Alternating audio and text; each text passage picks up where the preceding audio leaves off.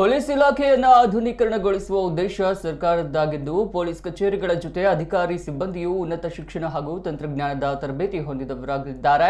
ಈಗಾಗಲೇ ಸ್ಟೇಷನ್ಗಳನ್ನು ಆಧುನೀಕರಣಗೊಳಿಸುವ ಕಾರ್ಯ ನಡೆಯುತ್ತಿದೆ ಎಂದು ಮಂಗಳೂರಿನಲ್ಲಿ ಗೃಹ ಸಚಿವ ಜಿ ಪರಮೇಶ್ವರ್ ಹೇಳಿದ್ದಾರೆ.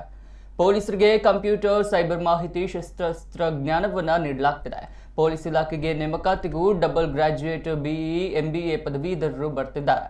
100 ಪೊಲೀಸ್ ಠಾಣೆಗಳ ನಿರ್ಮಾಣ ಯೋಜನೆ ಕಾರ್ಯಗತವಾಗ್ತಿದೆ.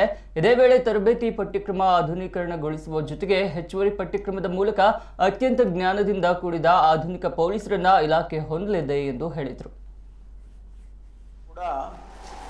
ನಾವು ಅವರಿಗೆ ಕಂಪ್ಯೂಟರ್ ಶಿಕ್ಷಣ ಇರಬಹುದು, ಸೈಬರ್ ನಾಲೆಡ್ಜ್ ಇರಬಹುದು, ವೆಪನ್ರಿ ನಾಲೆಡ್ಜ್ ಇರ್ಬೋದು, ಇದನ್ನು ನಾವು ಮಾಡರ್ನೈಸ್ ಮಾಡಿ ಆ ಪ್ರೋಗ್ರಾಮ್ಸ್ನಲ್ಲೇ ನಾವು ಕಲಿಸ್ಕೊಡ್ತಾ ಇದ್ದೇವೆ. ಭಾಳ ಆಶ್ಚರ್ಯ ಅಂತೇಳಿದರೆ, ನಿಮಗೆ ಈಗ ನಡೀತಾ ಇರ್ತಕ್ಕಂಥ ರೆಕ್ರೂಟ್ಮೆಂಟ್ ಪ್ರಾಸೆಸ್ನಲ್ಲಿ ಹೆಚ್ಚು ಜನ ಡಬಲ್ ಗ್ರ್ಯಾಜುಯೇಟ್ಸು ಬರ್ತಾ ಇದ್ದಾರೆ. BE ಮಾಡಿದವ್ರು ಬರ್ತಾ ಇದ್ದಾರೆ, MBA ಮಾಡಿದವ್ರು ಬರ್ತಾ ಇದ್ದಾರೆ. ಸೊ ನಮಗೆ ಪೊಲೀಸ್ ವ್ಯಕ್ತಿ ಆಧುನೀಕರಣ ಆಗಬೇಕು ಅನ್ನೋದರಲ್ಲಿ ಅದು ನಮಗೆ ಸಹಾಯ ಆಗ್ತದೆ.